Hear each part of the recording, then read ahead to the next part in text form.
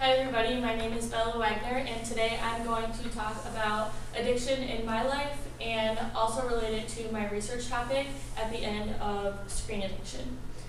So when I was 6 years old, I moved to a new town and my first approach at making new friends was to branch out through my development. With that being said, I made a bunch of new friends. We would play outside all the time in the woods. I clearly remember playing Foursquare so many times, all night. There was a wide range of ages between our friend group. I was at the younger end, and the oldest was probably in middle school at the time. So as many years of inseparability and fun went by, I noticed one of the older friends in the group started to dissipate. He started to not hang out with us as much, and that is when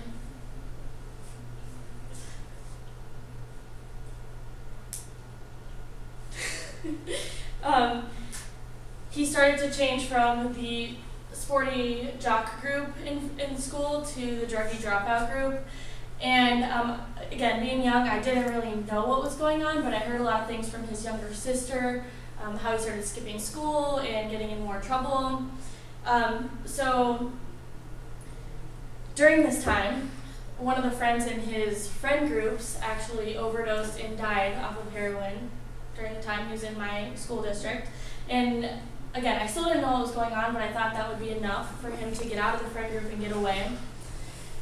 So that wasn't enough. And I remember sitting down watching a local newscast of a local robbery, and I later found out that he was the one that had robbed it. He had got high and robbed the house, and it just wasn't him.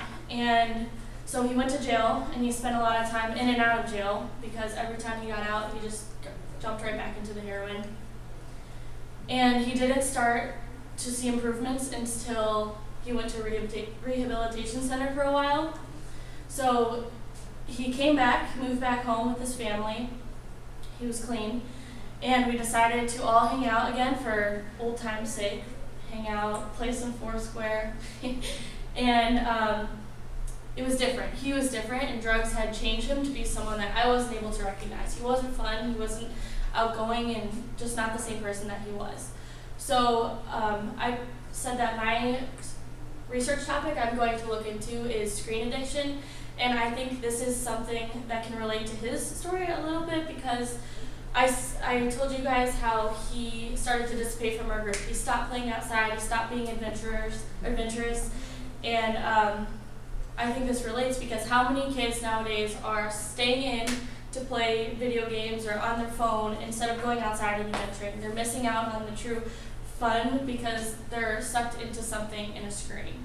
So with the advancements in technology today, I think this is getting to be a bigger and bigger problem. And so I found that according to a market researcher conducted by ChildWise in 2015, kids aged 5 through 16 average 6.5 hours of screen time a day. Teenage boys spending the most time on screens, averaging 8 hours a day. So that means a typical teenager can spend upwards to 90 days or 3 months a year on a screen, and that's a 116% increase in screen time consumption since 1995. So as these advances in technology is coming along with more kids being sucked into it. So even like how often do you see a fussy child when they're younger and the parents just hand them the screen to keep them occupied, to keep them in check? You see people at the movie theaters, they're multi-screening. They're watching the movie and they have their phone out at the same time. It's becoming a really big issue, and it's affecting brain development in children, or in everyone these days.